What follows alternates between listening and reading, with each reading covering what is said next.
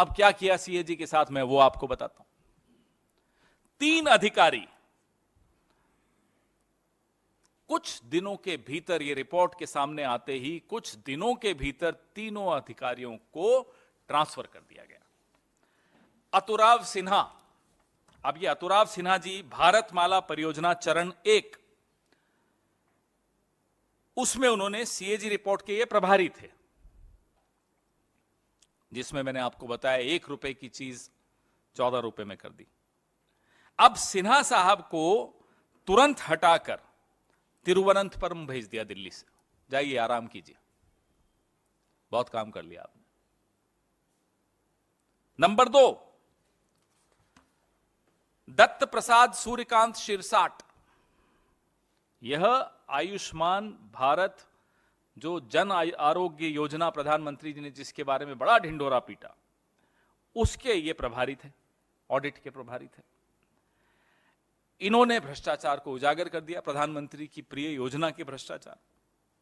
इनको भेज दिया लीगल सेल में, जाइए आप वहां देखिए, बहुत हो गया। कुछ दिनों में सीएजी रिपोर्ट आने के बाद न आप कुछ बोले, न रामलीला मैदान से कोई आवाजें आई, न गांधी टोपियां पहनी गई। मोदी जी ने जो करना था कर दिया। अशोक सिन्हा, ये तीसरे अधिकारी, आयुष्मान भारत जन आरोग्य योजना के इन्होंने ऑडिट शुरू किया था। ओरिजिनली इन्होंने शुरुआत की उस ऑडिट की। इन्हें कहां भेज दिया? राजभाषा में, महानिदेशक राजभाषा कि अब आप हिंदी पढ़िए, जाइए। यह हालत प्रधानमंत्री जी ने सीएजी की। अब जो सबसे चौंकाने वाला मामला है वो मैं आपको बताता हूं। सबसे चौंकाने वाली बात यह है, तबादला तो किया ही, अब एक मेल चली गई, ईमेल चली गई बंबई प्रधान महालेखागार के कार्यालय में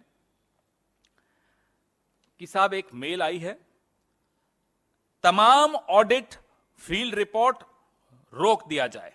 ये रही वो मेल। गला घोंटना इसको कहते हैं।